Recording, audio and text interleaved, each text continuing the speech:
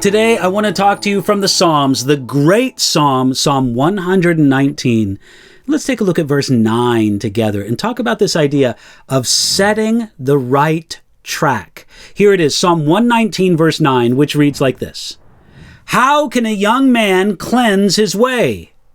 By taking heed according to your word. We may think that this is a modern question, but some 3,000 years ago, the psalmist asked, how can a young man cleanse his way? If it was a difficult question in ancient times, it's also a difficult question in our modern day. The young man has his own particular challenges in living a pure life. Now, this is a question that some, even some who are numbered among the people of God, never seem to ask for themselves.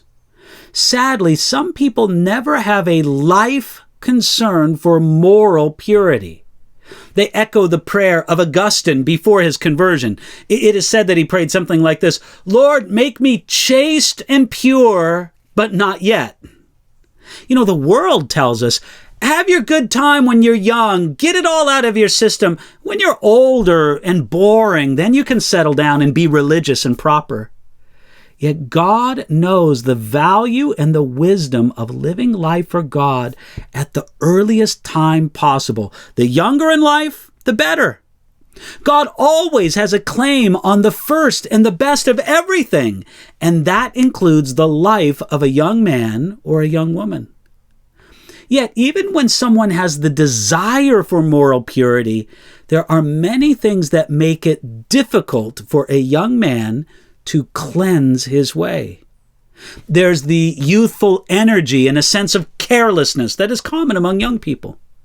There's the lack of life wisdom. There's the desire for and the gaining of independence.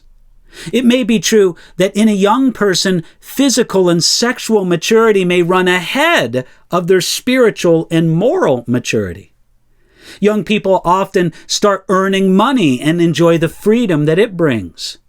There may be young women who may, knowingly or unknowingly, encourage moral impurity. Then there's the spirit of the age that both expects and promotes moral uncleanness for young men.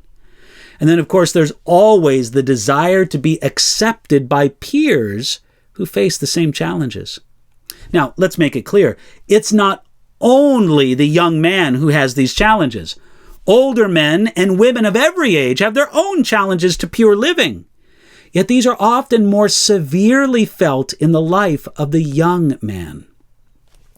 God speaks to us about these things because he wants to spare the young man and the older man the bondage of sin. You see, this reflects upon the power of experience to shape our habits.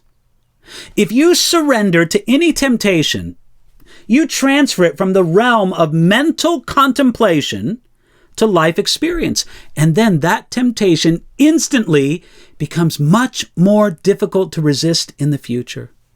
Each successive experience of surrender to temptation builds a habit.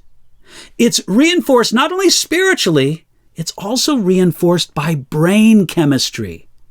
Such ingrained habits are more and more difficult to break the more they are experienced. And it's almost impossible to break such habits without replacing them with another habit.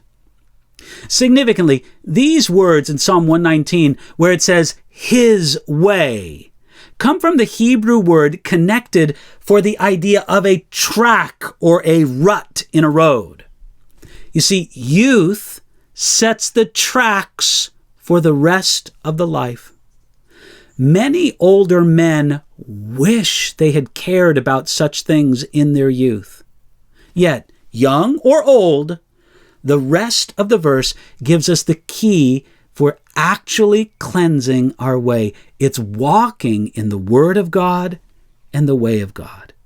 We can do that today.